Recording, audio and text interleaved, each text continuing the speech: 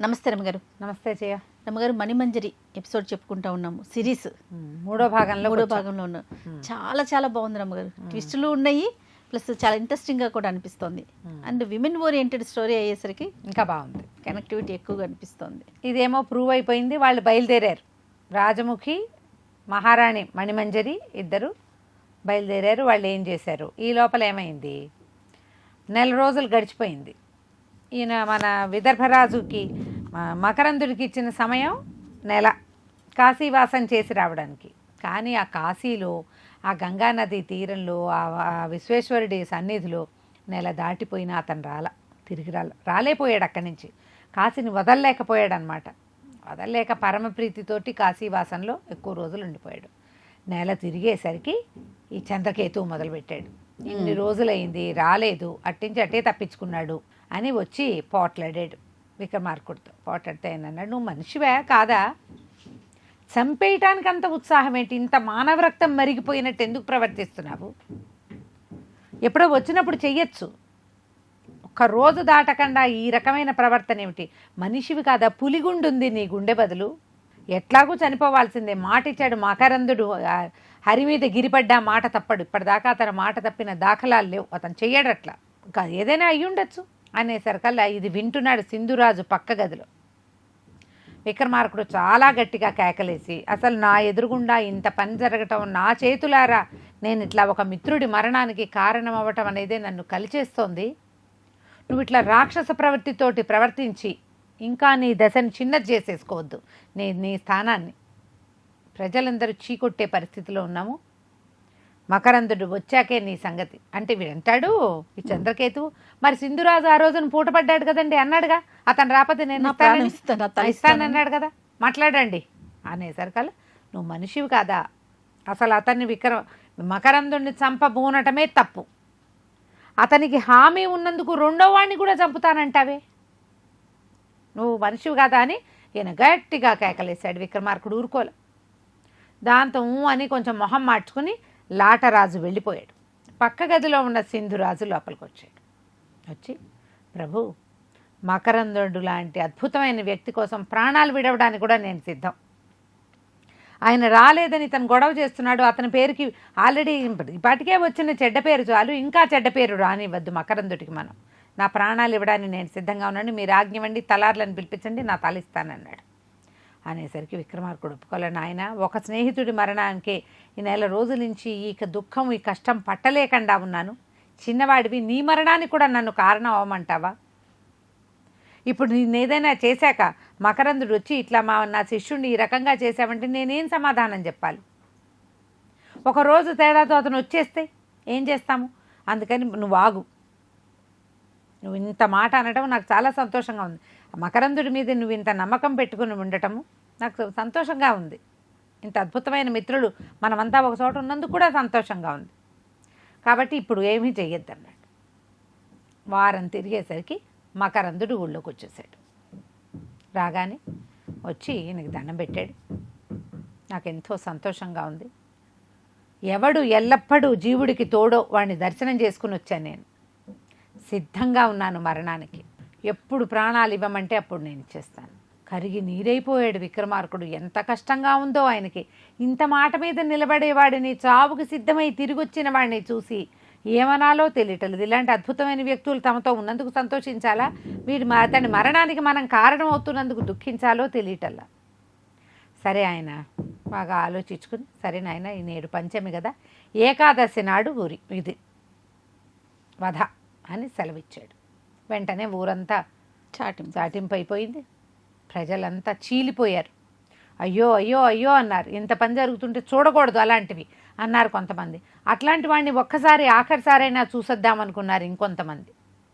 సభలో వాళ్ళు కూడా సగం అయిపోయారు కానీ లాటరాజు కనపడితే చీ అంటున్నారు అతన్ని. ఇప్పుడు మనిషి కాదు, ఇట్లా ఒక అర్థం లేని ఒక విషయానికి, అసలు నలుగురిలోకి చెప్పుకోకూడని ఒక విషయాన్ని తీసుకొచ్చి దాని మీద ఇలాంటి పంతం పెట్టి, దాని మీద ఇలాంటి పోటీ పెట్టి, ఆ పోటీ మీద మరణానికి పట్టుబట్టి చంపాల్సిందేనని ఒక నిరపరాధి అతనేం చేయలా, అపరాధం చేసింది ఇప్పుడు అతని భార్య అయ్యుండొచ్చు. ఆ అపరాధానికి కారణమైన వాడు చంద్రకేతువు. 3 నెలల నుంచి ఇక్కడే ఉన్నవాడు ఇతను చనిపోవటం ఏమిటి? నమ్మకం పెట్టుకున్నందుకు చచ్చిపోవాలా? నమ్మితే చావేనా? ఇట్లా రకరకాలుగా మాట్లాడుకున్నారు, నానా గందరగోళాలు.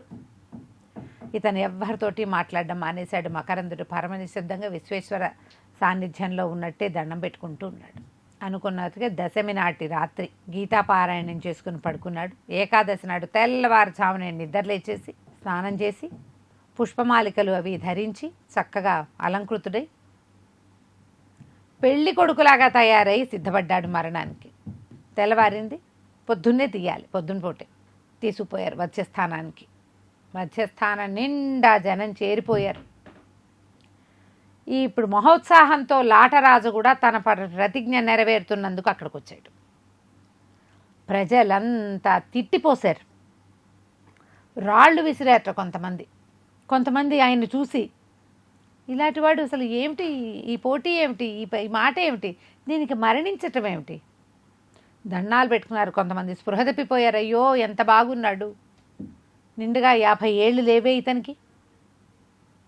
ఈయనకి దుఃఖం, ఆయనకి ఉన్న కష్టం ఏంటంటే ఆయన కూడా మకరందుడు కూడా దుఃఖపడుతున్నాడు.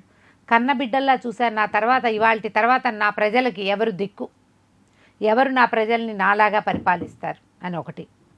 అయ్యో మణిమంజరి ఇంత మాట పడిందే, ఆమె నన్ను మోసం చేసింది అనుకోలే, ఇంత అవమానానికి గురైందే మణిమంజరి, పెళ్ళైన నాటి నుంచి బహిప్రాణంగా మెలిగింది నాతోటి. ఆ ప్రజలందరికీ మహాదేవి అంటే అత్యంత ప్రీతి. ఈ చెడ్డ మాటతో ఆమెను వదిలిపెడుతున్నానని ఆయనకి పరమ దుఃఖంగా ఉంది. కానీ గుండె దిటవు చేసుకున్నాడు. తీసుకుపోయారు మధ్యస్థానానికి, ఆ నుంచోబెట్టారు. తలార్లారా నేను సిద్ధం అన్నారు. సరే, లాటరాజు ఎదురుగుండా నిలబడ్డారు. ఇంకా కొంతమంది రాజులు దుఃఖంతో నుంచున్నారు. ఈ లోపల కత్తెత్తారు. ఎత్తేసరికి ఒకడు వగరుస్తూ పరిగెత్తుకొచ్చాడు. ఆపండి ఆపండి, కొట్టద్దు కొట్టద్దు అని కేకలు పెట్టాడు. పెట్టేసరికి ఆపారు తలార్లు. ఆ వచ్చిన వాడు పరిగెత్తుకుంటూ వచ్చాడు. హైగ్రీవుడు వాడి పేరు. అంతఃపురానికి రక్షణ కాపలా ఉండేటువంటి సైనికుడు. ఎక్కడ అంతఃపురానికి? విక్రమార్కుడి అంతఃపురానికి కాపలా ఉంటాడు. ఓహో. ఆపమన్నారు ప్రభువులు. ఈ వధని రేపటికి వాయిదా వేశారు. ఈ ఒక రోజుకి ఆపమన్నారు. ఆనంగానే లాటరాజు నిర్ఘాంతపోయాడు. నేను ఒప్పుకోనన్నాడు. అనగానే చీ చీ చీ అన్నారు ప్రజలంతా. ఈ ఒక్కరోజైనా ఇతను బతికుంటాడు, ఇలాంటి మహానుభావుడి వల్ల ఈ దేశం పునీతం అవుతుంది అని ఇక లాటరాజుకి ఏం చేయాలో తెలియలే. వెళ్ళిపోయాడు. ఇతన్ని తీసుకుపోయారు. చేతులు పుచ్చుకొని మధ్యస్థానం నుంచి మళ్ళా ఆ భవనానికి చేర్చారు. ఇక్కడ ఏం జరిగింది? ఆనాటి తెల్లవారుజామున, అంటే దశమి నాటి తెల్లవారుజామున 3 గంటలకి అంతఃపుర సైనికుడు ఒకడు వచ్చి మహారాజును నిద్రలేపాడు. రాత్రి పగలు ఎప్పుడైనా సరే మహారాజును చూడాలి అని ఎవరైనా అత్యవసరము అంటే అప్పుడు ఆయన నిద్రలేపుతారు విక్రమార్కుడిని. రాత్రి 3 గంటలకి సైనికుడు లోపలికి వచ్చాడు. హయగ్రీవుడు, ప్రభు 2 స్త్రీలు వచ్చారు, వీళ్ళు అత్యవసరంగా మిమ్మల్ని కలుసుకోవాలంటున్నారు అనేసరికి ఈయన ఆశ్చర్యపడి, స్త్రీలా? ఎట్లా ఉన్నారంటే ఉత్తమ వంశ సంజాతులుగా కనపడుతున్నారు. ఈయన వెంటనే మన కువలయమాల అనే ఒక అంతఃపుర దాసిని పిలిచాడు. కువలయమాల బయట ఎవరో స్త్రీలు నిలబడి ఉన్నారట. మరి ఉత్తమ జాతి వారు ఎవరో ఈ సమయానికి వచ్చిన వాళ్ళు ఎందుకు వచ్చారో, వాళ్ళు ఏమైనా నాకు చెప్పగలరో లేరో, పురుషుడికి చెప్పగలిగే మాటో కాదు, వెళ్ళి నువ్వు కనుక్కో, నేను ఇక్కడ మెలకుగానే కూర్చుంటానని ఆయన సింహాసనం మీద ఆసనం మీద కూర్చుని కువలయమాలని పంపించాడు బయటికి. ఆ కువలయమాల వెళ్ళి వాళ్ళని దగ్గరికి వెళ్ళింది. అమ్మాయి ఎవరు ఏమిటంటే 2 స్త్రీలు. అందులో ఒక ఆమె చిన్నది, రెండో ఆమె కొంచెం పెద్దదిగాను ఉంది. ఏజ్ డిఫరెన్సెస్ ఉన్నాయి కొద్దిగా. ఒక ఆవిడ మేలు ముసుగులో ఉంది, రెండో అమ్మాయి ముఖదర్శనం అవుతోంది. ఎందుకు వచ్చారు ఏమిటమ్మా అంటే, అమ్మ మేమిద్దరం సంగీతజ్ఞులం, వీణ సంగీతాల్లో అది అందవేసిన చేతులు మావి, మేమిద్దరం స్నేహితురాళ్ళం. మాలో మాకు ఒక గొడవ వచ్చింది, మా ఇద్దరిలో ఎవరు గొప్ప అని. ఆ ఎవరు గొప్పో తెలుసుకోవటం కోసం ఈ సంగీతంలో మేటి రంభా ఊర్వశుల నాట్యాలలోనే మేలు తెలపగలిగిన వాడైనటువంటి విక్రమార్క చక్రవర్తి చేతే ఆ మాట చెప్పించుకుని మా జీవితాలకి సార్థకత పొందాలని ఎక్కడో దూరం నుంచి వచ్చాం. 10 రోజులైంది ప్రయాణం మొదలుపెట్టి. నుంచున్న చోట కూర్చోలేదు, కూర్చున్న చోట పడుకోలేదు. ఎంతో శ్రమకొచ్చి ఈ వేళకి చేరాం. మేము అక్కడ ఇక్కడ ఉండటం ఎందుకు, ప్రభువుల్ని సేవించాలని ఈ సమయంలోనే వచ్చేసాం. ఇది మా ప్రాణాల మీద ఆనగా వచ్చాం. కాబట్టి ఈ మాట తెలుసుకోవటం కోసమే మేము విక్రమార్కుడిని ఆశ్రయించాం. ఈయన ఆశ్చర్యపోయాడు. నేనంత సంగీతజ్ఞుడిని గాను అనేసరికల్లా అని చెప్పాడు. కువలయమాలంది ప్రభువులు ఇట్లా సెలవిస్తున్నారు అని చెప్పింది. మధ్యలో నుంచుంది. ఈ చేయి అమ్మాయి అన్నది, మీ ముసుగులేని అమ్మాయి, ప్రభువులు మహావినయంతో ఇంత మాట చెప్తున్నారు. ఈ వినయశాలి అవటం వల్ల నాకు అంత సంగీత జ్ఞానం లేదు, ఇంత మహాసంగీతజ్ఞుల్ని నేను చెప్పలేనని అంటున్నారు. కానీ ఒకవేళ వారు నిజంగానే చెప్పలేనని భావించేటట్టయితే ప్రభువుల సమక్షంలోనే విదర్భరాజ మహాప్రభువు మకరందుడు ఉన్నాడట. ఆయన ఖచ్చితంగా చేయగలడు. ఎందుకంటే ఆయన సంగీత నిధి, ప్రపంచమంతా తెలుసు అతను సంగీతజ్ఞుడని. ఆయనతోటి మాకు తీర్పిప్పించండి అనేసరికల్లా ఈయన అన్నాడు, మకరందుడా అని ఆయనకు దుఃఖం వచ్చింది. ఆ దుఃఖం అణుచుకుంటూ ఉత్తరీయంతో కళ్ళు తుడుచుకుంటూ ఇంకొక 2-3 గంటల్లో అతను మరణం సంభవించబోతోంది. మకరందుడు ఒక శిక్షకి గురై ఉన్నాడు అనేసరికి హరిహరి అని కళ్ళు చెవులు మూసుకున్నారు వీళ్ళు. మా సమస్య తీరకుండా మకరందుడికి శిక్ష వెయ్యొద్దు. ఒకవేళ మేము చేయలేము, మకరందుడితోటి చేయించలేము అంటే మీ ఎదురుగుండానే వజ్రం మింగి చనిపోతాం మేమిద్దరం. మకరందుడే తోటే మాకు ఇది చెప్పించండి, చెప్పించి మమ్మల్ని రక్షించండి. ఇప్పుడు 2 స్త్రీలు అర్ధరాత్రి వేళ వచ్చి మాలో మాకు ఒక స్పర్ధ వచ్చింది. ఈ స్పర్ధ తీరితే కానీ మా ఊళ్ళో మొహం చూపించలేము, మేము అవమానపడి ఉన్నాం. కాబట్టి మా మాటకి మా కోసం మీరు మకరందుడిని తీసుకురండి అంటే, మకరందుడు ఎలాగూ చనిపోయేదే, ఇవాళ చనిపోయేది రేపు చనిపోతాడు, ఈ ఒక్కరోజుకి ఆపండి అనగానే వెంటనే సరే ఈయన ఒప్పుకొని ఆ కోలైమాల హైగ్రీవుని బిలు పాగమేఘాల మీద వెళ్ళమను, మకరందుడి వధని ఆపి అతన్ని వెనక్కి తీసుకురమ్మను అని పంపించారు. ఆ హైగ్రీవుడు అతనికి తెలుసుగా మకరందుడు చచ్చిపోతున్నాడంటే వాళ్ళకి బాధ కన్నది. వాడు పరిగెత్తుకుంటూ వచ్చి కత్తెత్తే సమయానికి ఆపేశాడు. సరే పొద్దున సభలో కూర్చున్నారు. సభలోకి మొత్తం అందరూ చేరారు. ఎంతమంది చేరారో ఆ సభ నిండా జనమే. ఈ లాటరాజు, సింధురాజు, ఆ రాజు, ఈ రాజు, రాజులంతా చేరారు. అక్కడి నుంచి నవరత్నాలుగా చెప్పబడేటువంటి వరాహమిహిరుడు, వరడుచి, కాళిదాసు వీళ్ళంతా చేరారు. పెద్ద పెద్దవాళ్ళు. అపర ధన్వంతరి క్షపణకుడుట ఆయన పేరు. ఆయన కూడా మొత్తం జనమంతా పేరోలగమంతా నిండుగా ఉంది.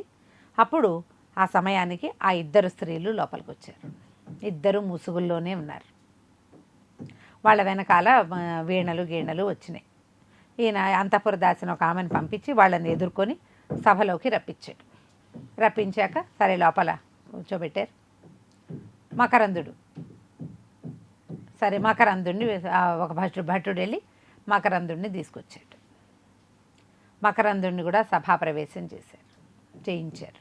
మకరందుడు లోపలికి వచ్చాడు, కూర్చున్నారు. ఏమిటి ప్రభు అంటే, ఇట్లా ఒక స్పర్ధ ఉంది, 2 గాయనీమణులు, సంగీతంలో దిట్టలు, వీళ్ళ మధ్య ఎవరు గొప్పవాళ్ళో చెప్పాలి అనేసరికి వీళ్ళు అన్నాడు, నేను అసలు భగవంతుడికి దగ్గరైపోయే క్షణంలో మీరు నన్ను పిలిపించారు. చాలా డోలాయమానంగా ఉన్నాను నేను, నాకు మనసు చాలా ఇదిగా ఉంది.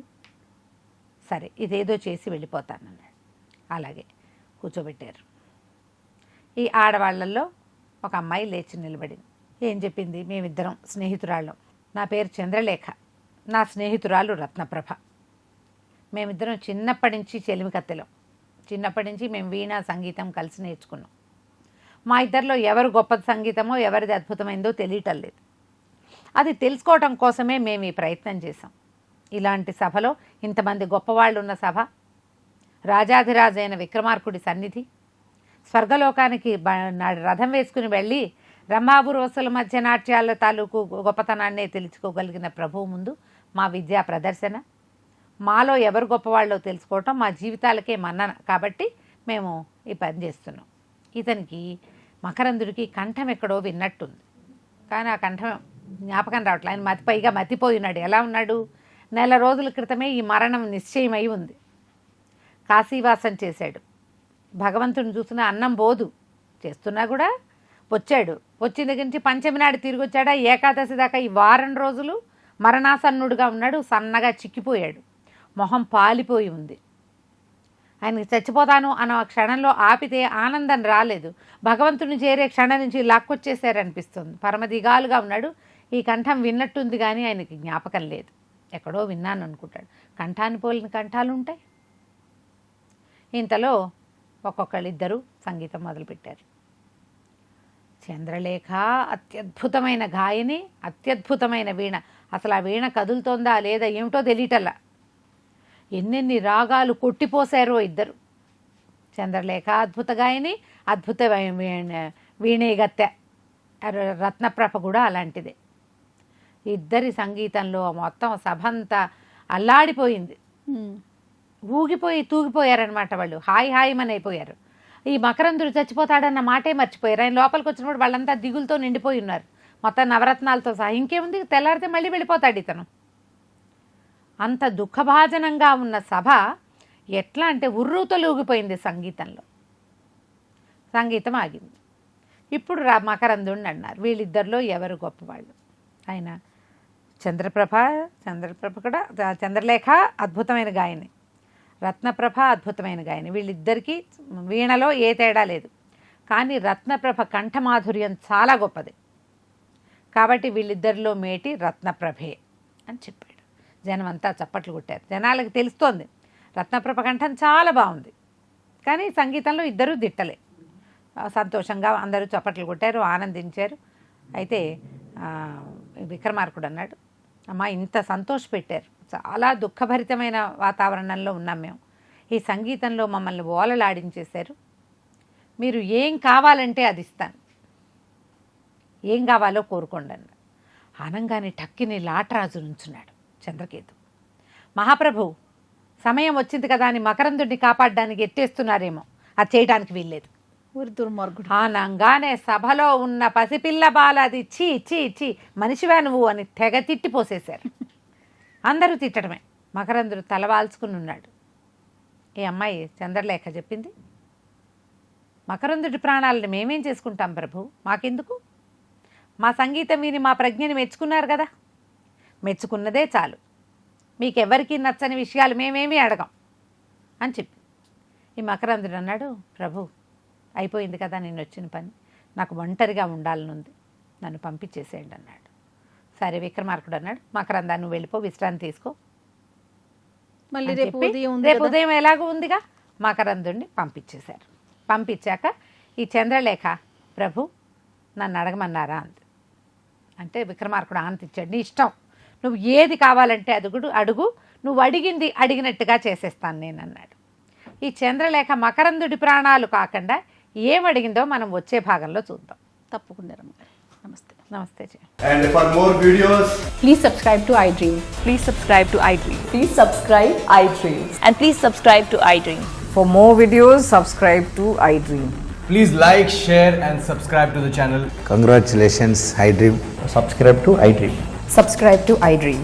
So subscribe to iDream Media.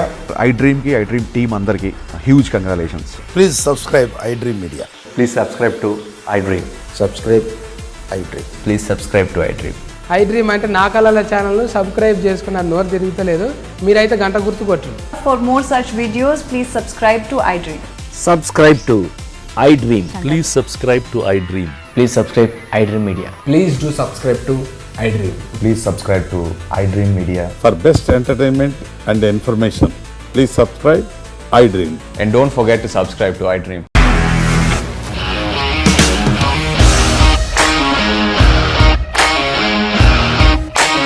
ఇండస్ట్రీలో కమిట్మెంట్ ఇష్యూస్ వస్తే నీకు కూడా వచ్చినట్టు మార్నింగ్ తీసుకెళ్ళాలంటే కొట్టి పడేస్తారు.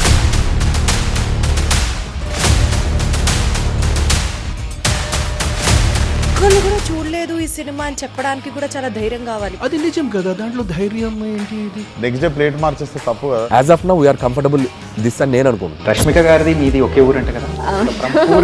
నీకు కోపం వచ్చిందంటే బాగా తిట్టేత్తరా? తిట్టేద్దామండి. నిజంగా గేమ్ ని ఎలా చేంజ్ చేయగలిగారు? ఏపీఎస్ఎఫ్సి వాళ్ళకి 6 నెలల్లో నేను 6 లక్షలు కట్టా. బిజినెస్ చేయాలనుకుంటే it is as difficult as riding a tiger.